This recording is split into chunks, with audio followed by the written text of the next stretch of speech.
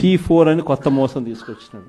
ఆశ్చర్యకరం ఏంటంటే P4 విధానం అంటే ఏంటంటే సమాజంలో ఉన్న 20% పేదవాళ్ళ బాగోగులన్నింటినీ 10% సంపన్నులకు అప్పగిస్తారు.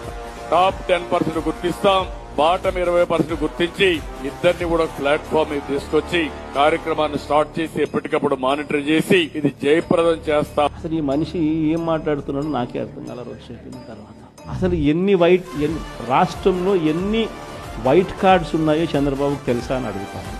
వైట్ కార్డ్ అంటే ఏంది? తెల్ల బియ్యం కార్డ్ అంటే ఏంది? బిలో పవర్టీ లైన్ అని, అంటే దారిద్ర్య రేఖకు దిగువన ఉన్న వాళ్ళు అనేది కదా దాని అర్థము. రాష్ట్రంలో 1,61,00,000 ఇల్లులుంటే అందులో 1,48,00,000 ఇల్లులు వైట్ కార్డ్ హోల్డర్స్. అంటే ఎంత పర్సెంటేజ్? 1,61,00,000కు 1,48,00,000 అంటే దాదాపుగా 90%. దాదాపు 90% రాష్ట్రంలో ఉన్న ఇల్లులు ప్రజలు దారిద్ర్య రేఖకు దిగువన ఉన్నవాళ్ళు. మరి 90% మంది దిగువన ఉంటే ఈ పెద్ద మనిషి ఇంకోటి అడుగుతా పోనీ, అసలు రాష్ట్రంలో ఎంతమంది ఇన్కమ్ ట్యాక్స్లు కడతా ఉన్నారు అదన్నా ఈ పెద్ద మనిషి చంద్రబాబు నాయుడు తెలుసా అని అడుగుతాం.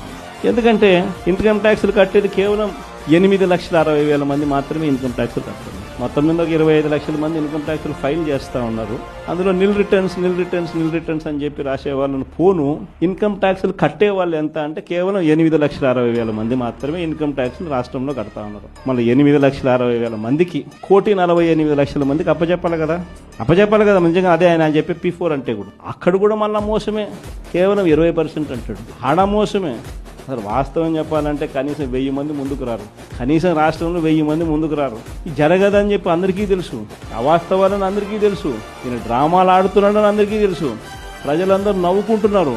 ఈయన మాట్లాడేటప్పుడు మీటింగ్లో నుంచి మనుషులు కూడా వెళ్ళిపోతా ఉన్నారు. ఇంత అబద్ధాలు చెప్పాకయ్యా, ఇంత మోసం చేయకయ్యా అని చెప్పి. ఇప్పుడు వచ్చారు, సగం మంది వెళ్ళిపోయారు. ఎన్ని రేషన్ కార్డులు ఉన్నాయో తెలియదు, వైట్ రేషన్ కార్డుకి అర్థం ఏమిటో తెలియదు, ఎంతమంది రాష్ట్రంలో ఇన్కమ్ ట్యాక్స్లు కడతా ఉన్నారో కూడా తెలియదు. అనడం కూడా తప్పు. తెలుసు కానీ మోసం.